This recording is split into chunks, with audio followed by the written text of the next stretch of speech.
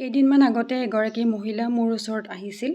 তেওঁৰ স্বামীৰ বিৰুদ্ধে অৰ্থাৎ স্বামীৰ পৰা ভৰণ পোষণ আদায়ৰ বাবে আদালতত এটি গোচৰ ৰুজু কৰিব বিচাৰিছিল। তেওঁৰ সৈতে এটি পুত্ৰ সন্তানো আছিলে আৰু সেই পুত্ৰ সন্তানটিৰ বয়স 2 বছৰমান হ'ব। তেওঁৰ স্বামীয়ে তেওঁক 8 মাহমান আগতে পিতৃগৃহত এৰি থৈ যায় আৰু সেই 8 মাহৰ পৰাই তেওঁৰ স্বামীয়ে তেওঁক কোনো ভৰণ পোষণ দিয়া নাছিল। দুৰ্ভাগ্যজনকভাৱে সেই মহিলাগৰাকীৰ পিতৃ 2 মাহমান আগতে মৃত্যু হয় আৰু পিতৃৰ মৃত্যুৰ পিছত তেওঁ অতি দৰিদ্ৰতাৰে তেওঁৰ শিশু সন্তানটিৰ সৈতে জীৱন নিৰ্বাহ কৰে। তেওঁৰ পিতৃৰ মৃত্যুৰ পিছত তেওঁৰ স্বামীয়ে এগৰাকী 16 বছৰীয়া ছোৱালী লৈ পেলাই পলাই যায়। মোৰ ওচৰত যিগৰাকী মহিলা আহিছিল তেওঁৰ বয়স 26 ইয়াৰ্ছ হ'ব।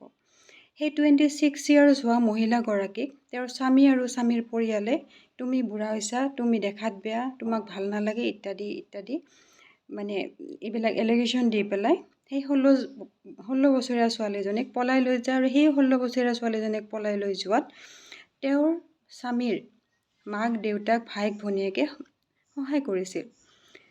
তাৰপিছত যেতিয়া একো উপায় নোপোৱা হ'ল তেতিয়া মহিলাগৰাকী মোৰ তাত আহিছিল।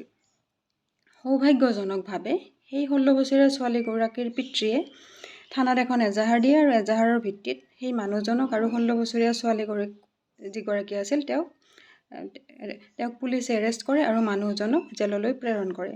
বাল্যবিবাহ কৰোৱা সেই মানুহজনক কিন্তু পক্সো আইনৰ অধীনত অপৰাধ কৰা বুলি গণ্য কৰি পেলাই পক্সো আইনৰ অধীনত ধাৰা লগাই দিয়ে। এতিয়া আমি জানো আহক চাইল্ড মেৰিজ এক্ট কি, পক্সো এক্ট কি।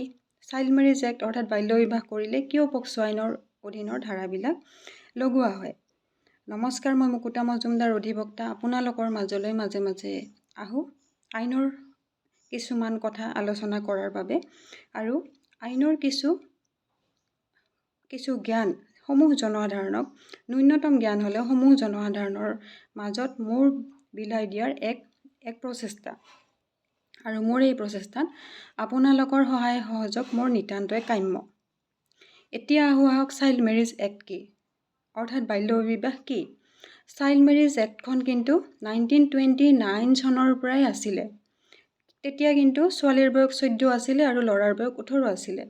1978ত এইখন এক্ট এমেণ্ডমেণ্ট হয় আৰু তেতিয়া ছোৱালীৰ বয়স 18 বছৰ, ল'ৰাৰ বয়স 21 বছৰ কৰা হয়। 2006 চনতো এবাৰ এমেণ্ডমেণ্ট হয়, কিন্তু তাতো কিন্তু এই এজ লিমিটটো একেই থাকে অৰ্থাৎ ছোৱালীৰ 18 বছৰ, ল'ৰাৰ 21 বছৰ। তাত আইনৰ বেলেগ কিবি পাৰ্টহে সংযোজন কৰা হয়, কিন্তু এজ লিমিটটো একেই থাকে। 1978ৰ পৰা 2023 যাবই হ'ল, এজ লিমিট কিন্তু এতিয়াও একেই আছে। কিন্তু আজিৰ তাৰিখতো যদি কোনোবাই কয় যে ল'ৰা ছোৱালীৰ বিবাহৰ বয়সটো নাজানো, তেতিয়া কিন্তু অলপ আচৰিত ধৰণৰ লাগে বা আচহুৱা যেন লাগে। কিন্তু মোৰ ব্যক্তিগতভাৱে আচৰিত যেন নালাগে বা আচহুৱা যেন নালাগে এইকাৰণেই যিহেতু আমাৰ সমাজত অশিক্ষিতৰ হাৰ বেছি, দৰিদ্ৰতাৰ হাৰ বেছি, সেইবাবে এই বাল্যবিবাহৰ সংখ্যাটো বেছি হয় বুলি মই ভাবোঁ। অশিক্ষিতবিলাক অজ্ঞ সেইটোতো আমি জানোৱেই। এতিয়া দৰিদ্ৰ যিবিলাক আছে তেওঁলোকে আমাৰ যিখিনি বেছিক নিড হয় সকলোৰে, খাদ্য বস্ত্ৰ বাসস্থান, এইখিনি যোগাৰ কৰোঁতে এইসমূহ বস্তুৰ লগত যুঁজতে তেওঁলোকৰ জীৱনটো পাৰ হৈ যায় আৰু সেইখিনি সকলোৱে নুবুজে। কিন্তু কিছুমানে হয়তো দুখীয়া মানুহৰ যন্ত্ৰণাটো যি বুজিব তেওঁ গম পাব। তেওঁলোকৰ বাবে কি আইন আহে, কি আইন নাহে, কি আইনত কি আছে, সেইখিনি নিজাববীয়াকৈ তেওঁলোকে জনাৰ সক্ষমতা তেওঁলোকৰ নাথাকে। যদি কোনোবাই এই পদক্ষেপ গ্ৰহণ নকৰে যে সমাজত আইন সজাগতা বৃদ্ধি কৰাৰ পদক্ষেপ গ্ৰহণ কৰা উচিত জনা মানুহবিলাকে। গতিকে এই অজ্ঞতা আৰু দৰিদ্ৰতাৰ বাবে মই ভাবোঁ যে কিছুমান বাল্যবিবাহৰ সংখ্যাবিলাক বহুত বেছি হয়। কিন্তু মই যিজন মানুহৰ কথা ক'লোঁ তেওঁ কিন্তু জানি বুজি ক্ৰাইম কৰিছে, কাৰণ আজিৰ তাৰিখত কোনেও নজনা মানুহ নাই বুলি মই ভাবোঁ যে ছোৱালীৰ বয়স 18 বছৰ, ল'ৰাৰ বয়স 21 বছৰ হয়। তেওঁ ক্ৰিমিনেল মাইণ্ডেড হয় বাবেই তেওঁ এইটো কাম কৰিছে। কাৰণ আমি দেখি আহিছোঁ যে 1-1.5 বছৰৰ পৰা পুলিচে এক্টিভলি এই বাল্যবিবাহ কৰোৱা ল'ৰাবিলাকক এৰেষ্ট কৰি আছে আৰু কিছুমানৰ পিতৃকো এৰেষ্ট কৰিছে। কিছুমানে কয় ল'ৰাই বিয়া কৰাইছে, তেওঁৰ পিতৃক কিয় এৰেষ্ট কৰিছে। আচলতে বাল্যবিবাহৰ লগত জড়িত থকা প্ৰত্যেকজন মানুহকে পুলিচে এৰেষ্ট কৰিব পাৰে, কিন্তু যিমান ল'ৰা এৰেষ্ট কৰিছে তাৰে কিছুমানৰ কিছুমানৰ পিতৃকহে আমি এৰেষ্ট কৰা দেখিবলৈ পাইছোঁ। কিন্তু অন দ্য স্পট যদি বাল্যবিবাহ হৈ থাকে আৰু পুলিচে ইনফৰ্মেশ্যন পাই পেলাই সেই বাল্যবিবাহ হৈ থকা ঠাইত উপস্থিত হয়, তেতিয়াহ'লে সেই বাল্যবিবাহত উপস্থিত থকা প্ৰত্যেকজন মানুহকে পুলিচে এৰেষ্ট কৰিব পাৰে। এইটো আইনৰ কথা। এতিয়া হ'ল বাল্যবিবাহ কৰোৱা মানুহসকলক পক্সো আইনৰ অধীনত কিয় ধাৰাবিলাক বহুওৱা হয়। এতিয়া আমি জানো আহক পক্সো আইন কি। পক্সো আইন POCSO prohibition of children from sexual harassment, অৰ্থাৎ 18 বছৰৰ তলৰ শিশু, ল'ৰাই হওক বা ছোৱালীয়ে হওক, যদি কোনোবাই যিকোনো ধৰণৰ যৌন নিৰ্যাতন কৰে তেনেহ'লে তেওঁৰ সেই অপৰাধ পক্সো আইনৰ অধীনৰ অপৰাধ বুলি গণ্য কৰা হয়। এতিয়া কথা হ'ল পক্সো আইনখন কিন্তু বৰ ডেঞ্জাৰাছ আইন, আৰু পানিছমেণ্টবোৰো বৰ ডেঞ্জাৰাছ হয়। 3 years জেলৰ পৰা আৰম্ভ কৰি যাৱজ্জীৱন জেল হ'ব পাৰে বা মৃত্যুদণ্ড পৰ্যন্ত হ'ব পাৰে। এতিয়া কথা হ'ল বাল্যবিবাহ কৰোৱা মানুহবিলাকক পক্সো আইনৰ ধাৰাবিলাক কিয় লগোৱা হয়। যিহেতু বাল্যবিবাহ কৰোৱা ছোৱালীবিলাক 18 বছৰৰ তলত হয় আৰু বৈবাহিক সূত্ৰে শাৰীৰিক সম্পৰ্ক স্থাপন হয়, আৰু 18 বছৰৰ যদি একদিনো কম থাকে তেতিয়াহ'লে সেই বিবাহ বৈধ হিচাপে গণ্য কৰা নহয়।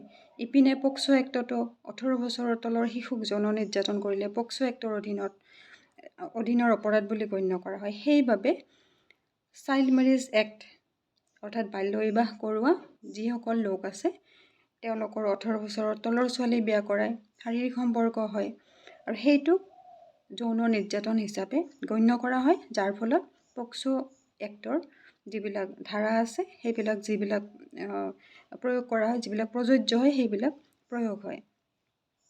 এইখিনিয়ে আজি আইনৰ কথা। চাইল্ড মেৰেজ এক্ট আৰু পক্সো এক্টৰ চিমিলাৰিটি কি, কিয় চাইল্ড মেৰেজ কৰালে পক্সো এক্টৰ ধাৰাসমূহ বহোৱা হয়, কাৰণ এইটোৱে।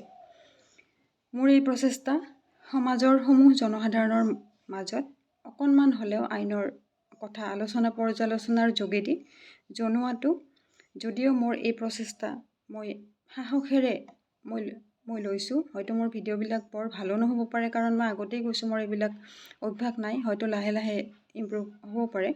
কিন্তু মোৰ এই প্ৰচেষ্টা যিটো, তাত আপোনালোকৰ সহায় সহযোগিতা নিতান্তই কাম্য। আপোনালোকে মোৰ এই পেজটি ফ'ল' কৰিব, মোৰ এটা অনুৰোধ। আৰু এই ভিডিঅ'টি শ্বেয়াৰ কৰিব এইকাৰণেই যে মানুহে জানিব লাগে বাল্যবিবাহ এক অপৰাধ। বাল্যবিবাহ যদি কোনোবাই কৰে তেতিয়াহ'লে আপোনালোকে জনাওক যে বাল্যবিবাহৰ কোনো পজিটিভ দিশ নাই, অকল নিগেটিভ কিছুমান দিশ আছে। বাল্যবিবাহ কৰাই দিলে সৰু ল'ৰা ছোৱালী মেচিয়ৰ্ড নহয়, ফিজিকেলি মেণ্টেলি মেচিয়ৰ্ড নহয়, আৰু আল্টিমেটলি সেই ল'ৰা ছোৱালীক লৈ পেলাই তেওঁলোকৰ গাৰ্জিয়ানবিলাকে কোৰ্টত আহিব লগা হয়। গতিকে লাভটো একো নহয়। আৰু এই যে জনা বুজা মানুহবিলাকে জানি বুজি পেলাই এই সৰু সৰু ছোৱালীবিলাকক লৈ যায়, পক্সো আইনৰ অধীনত তেওঁলোকৰ কেছ চলিব, ইপিনে ঘৈণীয়েকেও এটা কেছ দিব, বছৰৰ পিছত বছৰ কোৰ্টত আহি থাকিব লাগিব, টকা পইচাৰ বহুত ক্ষয় ক্ষতি হয়, সংসাৰবিলাক ভাঙি যায়। গতিকে লাভটো একো নহয়। আজিলৈ এইখিনিয়ে। আকৌ আহিম আপোনালোকৰ মাজত নতুন ভিডিঅ' লৈ, নতুন বিষয় লৈ।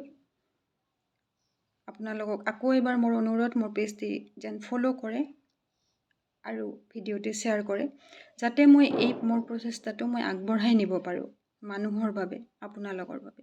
ধন্যবাদ।